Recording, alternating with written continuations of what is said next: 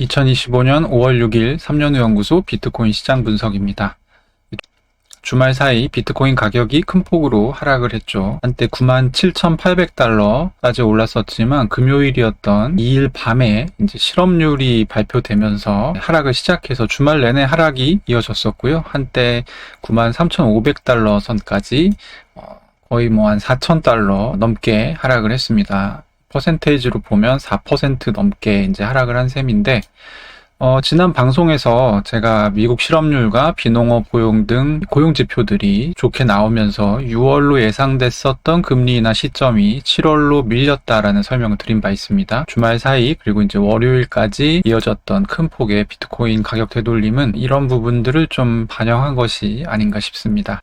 중요한 것은 가격이 이 아래 93,000달러 아래로 내려갈 것인가 아니면 여기서 좀 반등하는 모습을 보일 것인가 하는 부분일 텐데요. 일단 어제 5일 기준으로는 비트코인 가격이 93,500달러에서 반등하는 양상을 보이고 있습니다.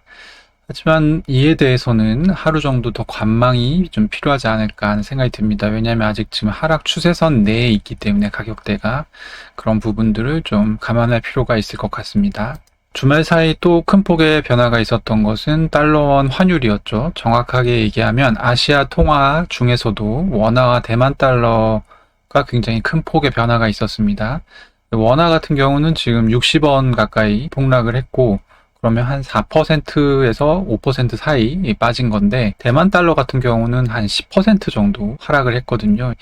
환율이 이틀 사이에 10%까지 이제 폭락을 한다는 것은 사실 이제 보통 일은 아니기 때문에 다들 이유를 좀 궁금해 했었는데, 원인으로는 미국 관세와 관련해서 이제 달라진 어떤 중국의 태도 변화가 지목되고 있습니다. 작은 네모 안에 있는 기사도 제가 저번 방송에서 이제 소개를 드렸던 내용인데, 중국이 미국과의 관세 접촉도 부인하고 있다가 이제 협상 가능성을 좀 시사하는 그런 이제 상무부 대변인의 직접적인 발언이 있어서 소개를 드렸었죠. 기사가 나왔었던 시점이 5월 2일 아침입니다. 원화 같은 경우가 이제 하락이 시작된 것이 5월 2일 오전 9시죠. 그래서 이거는 뭐 좀 명확해 보입니다. 그러니까 중국의 태도 변화가 사실은 환율의 변화로 이어졌다. 이렇게 이제 설명을 드릴 수 있을 것 같아요. 어떤 분은 중국이 협상에 나서는데 왜 대만 달러와 원화 가치가 급등하느냐, 이런 궁금증이 있으실 텐데요. 오늘 방송에서 설명드리기에는 맥락이 좀 복잡하지만 간단하게 소개하자면, 미국이 그리고 정확하게는 이 베센트 장관이 지금 요구하고 있는 것이 글로벌 무역 질서 하에서의 중국의 소비 증가입니다. G2 국가니까 너네는 수출만 그렇게 이기적으로 해서 너네만 돈을 가져가서 먹을 생각을 하지 말고, 그러니까 이기적인 어떤 수출 흑자 좀 줄이고 소비를 좀 해라. 글로벌 차원에서 소비를 좀 해야 된다라는 메시지를 지금 베센트 장관이 꾸준히 내고 있죠. 만약에 중국이 이런 미국과의 협상에 나선다고 하면 글로벌 무역 질서에서의 어떤 소비 분담에 동참하라는 그런 어떤 요구, 미션을 수행하게 될 가능성이 높습니다. 만약에 중국이 소비 비중을 늘린다라고 했을 때 위안화 환율은 어떻게 되는 것이 중국에 유리할까요? 당연히 위안화 가치가 높아지면 유리합니다. 왜냐하면 위안화 가치가 높아졌을 때 수입 물가가 내려갈 테니까요. 그러면 더 좀 소비를 싼 값에 많이 할 수가 있겠죠. 네, 중국이 밝힌 협상 참여 의사 자체가 사실상 위안화 절상 가능성을 어느 정도 의미하는 것이고, 위안화 가치가 올라가게 되면 그 인접국가, 이제 보통 프록시 통화라고 하는데요. 원화와 대만 달러는 원래도 위안화 영향을 많이 받으니까 그 몇 배 변동성에 노출이 될 가능성이 높겠죠. 그래서 이제 환율 변화가 이렇게 극적으로 일어나지 않았나 하는 생각을 저는 하고 있습니다. 일각에서는 대만 소재의 보험사가 어떤 이 환율 변동에 대한 해칭을 하지 않아서 한꺼번에 이 대만 달러를 매수하는 바람에 이런 변동이 일어났다, 이렇게 이제 설명하는데, 만약에 그게 이유라고 하면 환율 변동은 일시적일 것이고요. 하지만 이것이 어떤 무역 전쟁 차원에서의 위안화 절상 가능성을 보고 일어난 변화라면 아마 당분간 추세적으로 원화와 대만 달러 등등은 좀 강세를 보일 가능성이 높다고 생각합니다. 그래서 이거는 이제 며칠 시간을 좀 두고 지켜볼 필요가 현재로서는 있어 보입니다. 어제 나왔었던 매크로 지표 얘기를 좀 해볼까요? ISM 서비스 PMI 지수가 이제 발표가 됐고요. 4월 같은 경우는 이제 전월 3월 달은 50.8이었고 어제 시장 예상치는 50.6이었습니다. 그러니까 소폭 하락할 것으로 예상했는데 실제 나온 수치는 51.6으로 오히려 예상치를 상회하는 좋은 수치가 나왔죠. 관세 관련한 이 매크로 지표들이 최근 계속 예상치하고 정반대 방향을 보이는 일들이 자주 나타나고 있는데요. 아무래도 세간에서 관세 관련해서 예상했던 막연한 효과들과 실제 관세가 경제에 작용하는 것들 사이에 어느 정도 괴리가 있다. 그런 얘기가 아닐까 싶습니다. 아무튼 서비스 PMI가 높게 나오면서 이날 시장에는 호재로 작용을 했습니다. 다만 공급업체 납품 실적이 좀 둔화됐다. 51.3에서 50.6으로. 그리고 서비스 가격이 23년 2월 이후에 최고치, 그러니까 60.9에서 65.1로 꽤 많이 올랐죠. 그래서 이제 미국에서의 이 서비스 가격 압박이 상당히 높아지고 있다라는 점은 좀 기억해 둘 필요가 있어 보입니다. 이 가격 압박 같은 경우는 이제 나중에 물가하고도 연동이 되는 부분이기 때문에 지표는 일단 좋게 나왔지만 다음 달의 지표를 해석할 때 좀 감안해야 되는 그런 요소가 아닌가 싶습니다. 관세 관련해서는 며칠 잠잠하던 트럼프 대통령이 또 기묘한 카드를 들고 나왔죠. 해외에서 제작된 영화에 100% 관세를 부과를 해야 될 것 같다. 이런 얘기를 했는데요. 사실 이제 관세 국면에서 관세 영향을 안 받는 대표적인 주식이 넷플릭스 주식이 이제 기사도 나고 했었거든요. 근데 이 얘기가 이제 나오니까 바로 해외에서 많은 컨텐츠들을 수급하고 있는 넷플릭스 주가가 4% 넘게 하락을 했습니다. 그래서 이게 좀 뭐 하는 건가 약간 이런 생각이 저는 들긴 했는데 어쨌든 백악관에서는 이것은 아직 확정된 것은 아니다 라는 식으로 논의하고 있다 이렇게 조금 진화를 했고요.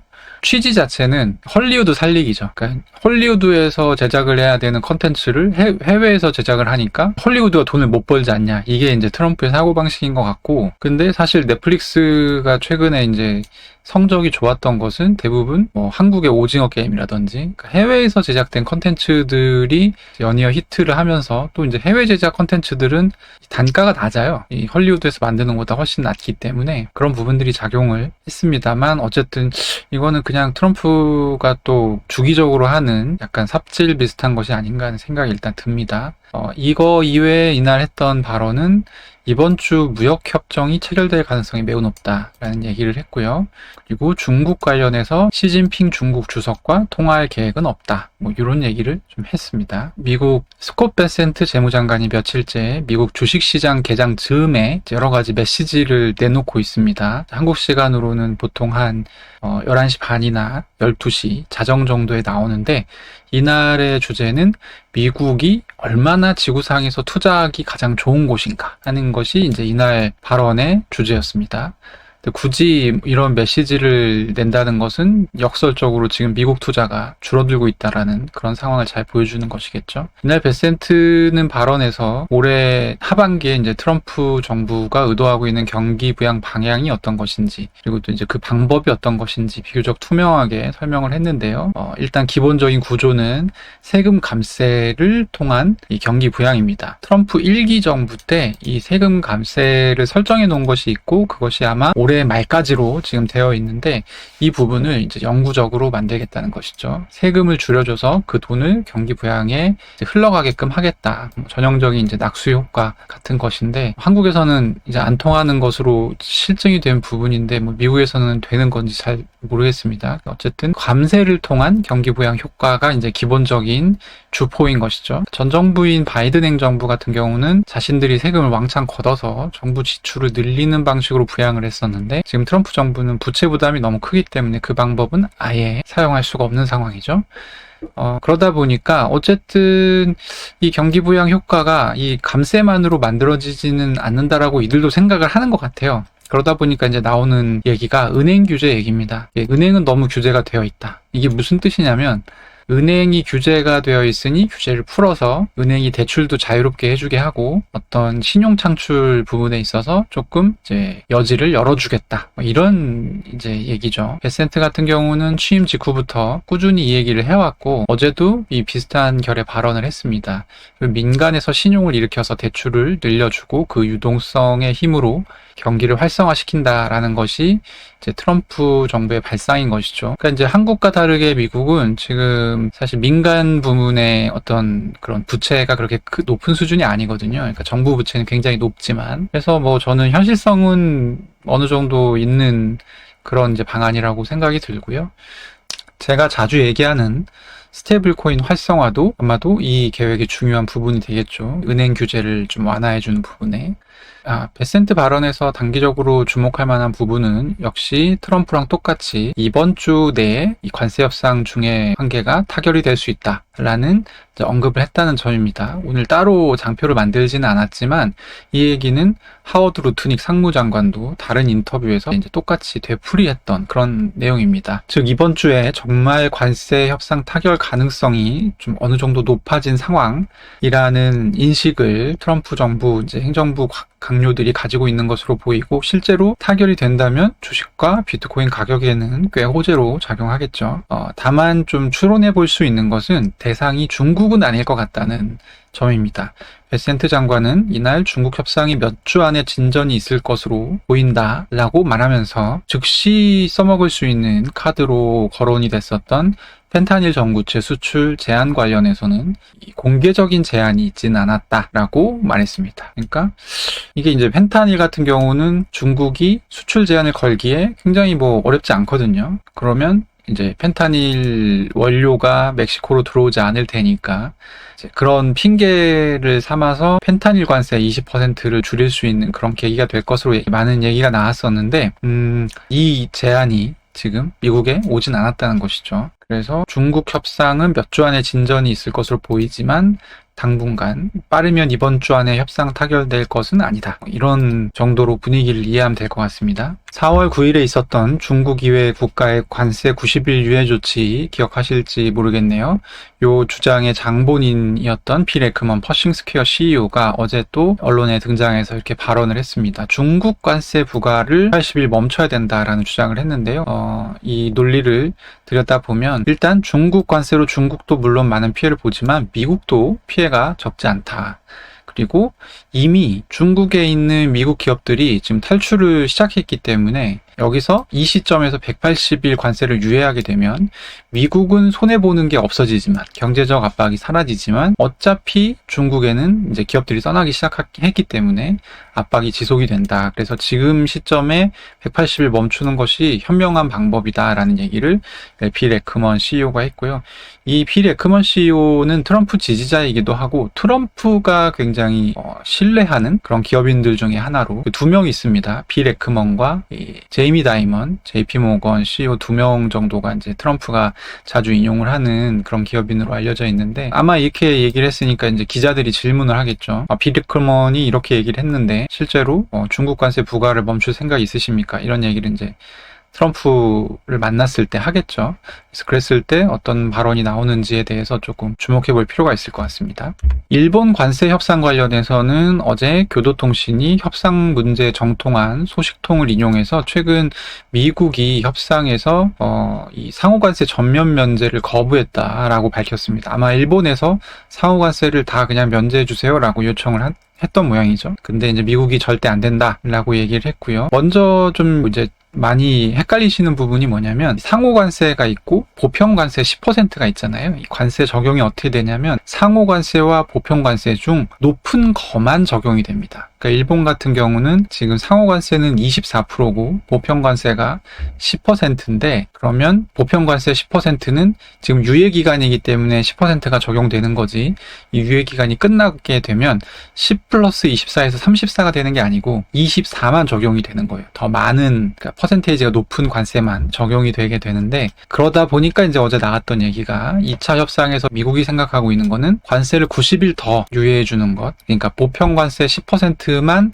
이제 받는 거를 10일 유예를 하든지 아니면 14% 상호관세 인하를 해라. 그러니까 이게 뭐냐면 제가 이해하기로는 지금의 상호관세는 24%예요. 근데 여기서 14% 관세 인하하면 얼마예요? 상호관세가 10%가 됩니다. 근데 보편관세도 10%잖아요. 그러니까 어쨌든 10%는 내라라는 것이 미국 측의 이제 얘기인 셈이죠. 그러면 이제 일본이 내는 미국에 부담하는 관세는 이제 10% 정도 내외가 되는 것이고 이게 지금 미국이 생각하고 있는 질서인 것 같습니다. 그리고 자동차, 철강, 알루미늄 등 25% 관세는 아예 협상 대상이 아니다. 이제 이렇게 얘기를 했고요. 일본과의 관세 협상이 그래서 생각보다 제가 보기에는 좀 길어질 것 같습니다. 일단 일본 같은 경우는 이 자동차 관세는 굉장히 민감하다라고 말씀드렸었죠. 그래서 여기서 25%를 제끼고 들어가는 게 굉장히 중요하고, 그리고 사실상 이 상호관세 면제를 지금 생각했던 것 같은데 미국이 그건 절대 안 돼 라고 했기 때문에 오히려 90일 유예 연장이 제가 보기엔 유력해 보입니다. 당장 뭔가 결론이 난다면.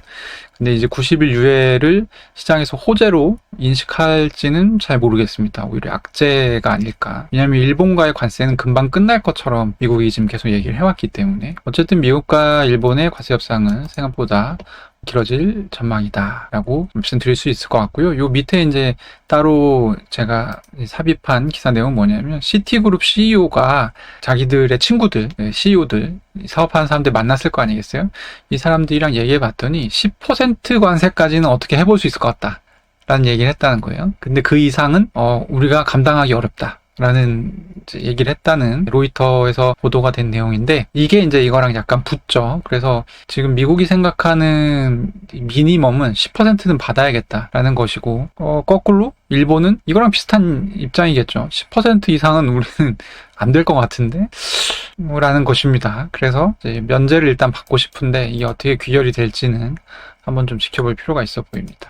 네, 오늘 드린 얘기를 좀 정리해 보면, 일단 비트코인은 1차 지지선인 가격이 93,500달러를 지금 확인한 상태고요. 미국 금리나 기대감이 옅어지면서 하락이 발생한 것이기 때문에 5월 FOMC, 이번 주 목요일 새벽에 있죠. 5월 FOMC에서 향후 미국 통화정책 관련한 방향성이 좀 명확하게 나오기 전까지는 단기 고점이었던 97,800달러 선으로 재상승할 가능성은 일단은 좀 낮아 보입니다. 하지만 트럼프 행정부 인사들이 일제히 이번 주 관세 협상 타결 가능성을 좀 얘기하고 있다는 점에서 예기치 못한 호재가 발생할 가능성에 대비할 필요는 있어 보입니다. 협상 진전이 발생한다면 일단 중국과 일본은 아닐 것 같고요. 계속 얘기가 되어 왔었던 인도나 또 제3의 국가가 가능성이 좀 높아 보입니다. 다만 지금 미국 입장에서는 그래도 세계 경제 10위권 이내에 좀 규모가 있는 국가와 첫 번째 스타트를 끊고 싶어 하겠죠.